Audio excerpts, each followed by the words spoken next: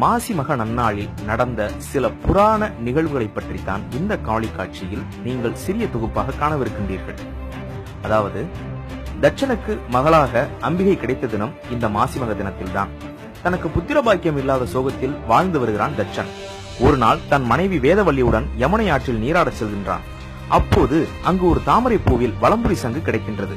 அந்த சங்கே பெண் குழந்தையாக மாறியது. இந்த குழந்தைக்கு தாட்சாயினி என்று பெயர் வைத்து வளர்த்து வந்தான் தட்சன். இது நிகழ்ந்தது ஒரு மாசிமக நன்னாளில் தான். இரண்யாட்சன் என்ற அரக்கன் பூமாதேவியை ஒரு பாய் போல் சுருட்டி கொண்டு போய் பாதாள லோகத்தில் ஒளித்து வைத்தான். அந்த அசுரனை வதம் செய்து பூமாதேவியை மகாவிஷ்ணு மீட்டுக் கொண்டு வந்த நாள் மாசிமக நன்னாளில் தான். அட்ட வீரட்டானத்தில் ஒன்றான மயிலாடுதுறை அருகே உள்ள திருக்குறுக்கை, அதாவது கொருக்கை திருத்தலத்தில் காமதகன விழா நடைபெறும். தன் மீது மலர் அம்பு தொடுத்த காரணத்தால் அவனை எரித்து சாம்பலாக்கினார் சிவபெருமான். மன்மதனின் மனைவியான ரதிதேவியின் வேண்டுகோளுக்கு இணங்க உயிர்ப்பிக்கிறார் மன்மதனை.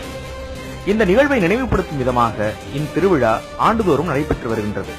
தவிர வேறு சில சிவாலயங்களிலும் காமதகன திருவிழா மாசி மகத்தன்று தொடர்ந்து நடைபெற்று வருகின்றது. வல்லாள மகாராஜனுக்கு ஈசனே திருமகனாக அவதரித்தார். அவருக்கு ஈசனை தவிர வாரிசுகள் அமையாததால் இறைவனே திதி செய்த ஐதீகம். இதற்காக திருவண்ணாமலையில் எழுந்துருளி இருக்கின்ற அண்ணாமலையார் ஒவ்வொரு மாசி நட்சத்திரத்தின் போதும் அருகில் இருக்கின்ற பள்ளி கொண்டாடப்பட்டு என்னும் ஊருக்கு சென்று நீத்தாருக்கு உண்டான கடனை ஆற்றி வருகிறார் என்பது காலம் காலமாக கடைபிடித்து வரும் ஒரு ஐதீகமாகும். ஒரு மாசிமக தினத்தில்தான் தன் திருக்குமாரனான சுவாமிநாத சுவாமியிடம் ஈசன் பிரணவ உபதேசம் பெற்றாராம். இது நிகழ்ந்தது கும்பகோணத்திற்கு அருகில் உள்ள சுவாமிமலை திருத்தலத்தில்.